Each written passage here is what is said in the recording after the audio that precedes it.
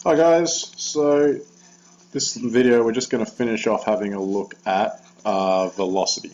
So first off I just want to take you through how you'd interpret a displacement graph or position, which is the red line here, compared to a velocity graph.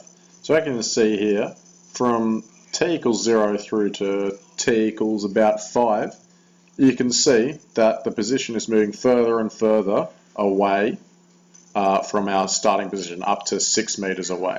So from 0 to 6, as you can see here, the velocity is positive, as you can see by the blue graph.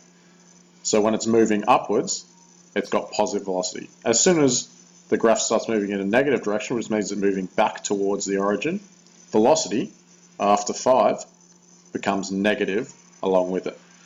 And you can also see as the gradient becomes less steep, as we get closer to t equals 5 along here, you can see that the velocity actually decreases as it starts to get less steep until it gets to 5, at which point the displacement actually starts getting less, so it starts having negative velocity as it moves back towards the origin. Okay, so that's how you interpret a displacement graph into a velocity graph. So when a displacement graph is moving, has a positive gradient, velocity is positive. When the gradient has a negative gradient, when the position graph has a negative gradient, the velocity becomes negative. Okay, so now let's have another look at average velocity here. So here we've got two graphs.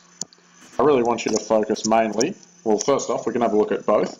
So on the left hand side you can see is just a displacement graph, and on the right hand side you've got the velocity for that displacement.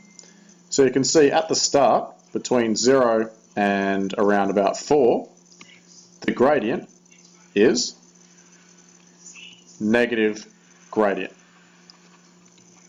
which means the velocity from 0 to 4 is negative here, so it's negative. But you can see the negative gradient starts to plateau out, which means that the velocity is getting back towards 0.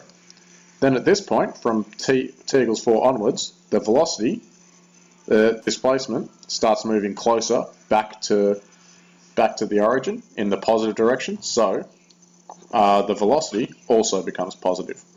Okay, so velocity is just kind of having a look at gradient and measuring whether it is positive or negative for a displacement graph.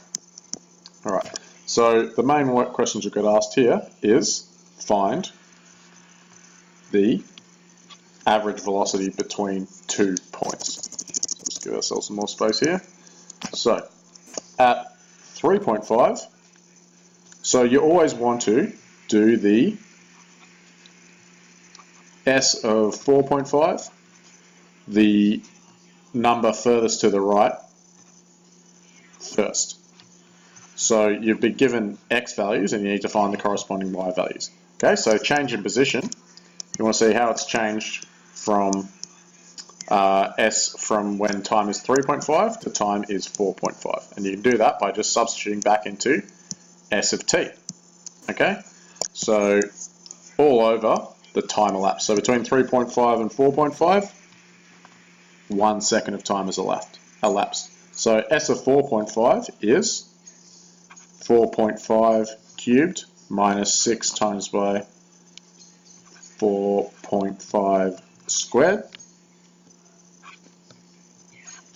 all minus S of 3.5, using this equation up here, is 3.5 cubed minus 6 lots of 3.5 squared.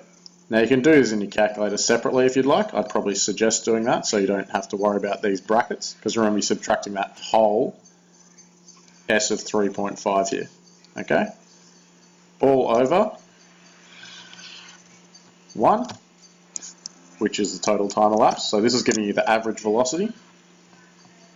So that's equal to, if you put that in your calculator, negative 30.375 plus 30, because minus and negative, 0.625, which is just equal to 0.25.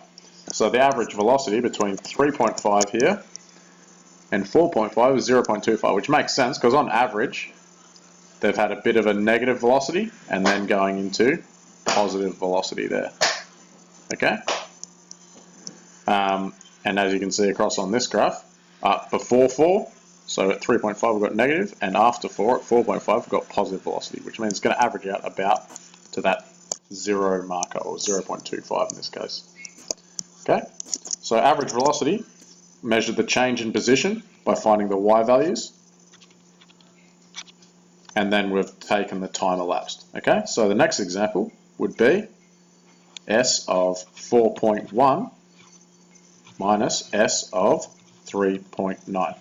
Now it'd be good to pause the video here, and it's all over 0.2, which is a change in the time elapsed between 3.9 and 4.1 is 0.2. So pause the video here and have a go at this on your calculator, guys.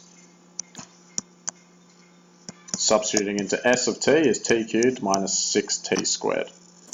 Alright, so have a look at that. Putting it in our calculators, we would actually have, so it would just be 4.1 cubed minus 6 outside of 4.1 squared.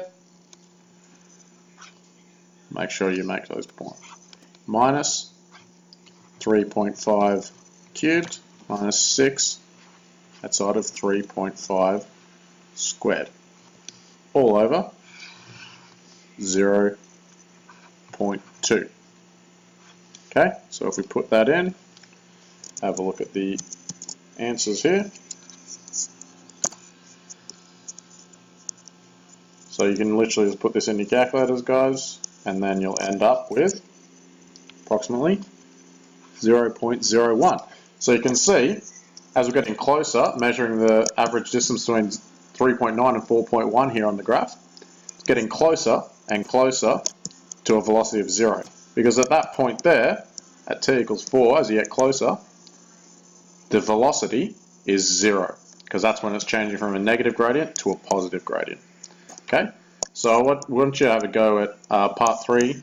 You can look at the answer in your book once you've done it, and see how you go with that when you come back into class, guys. So that's first looking at interpreting a displacement graph, and then finding average velocity given different points.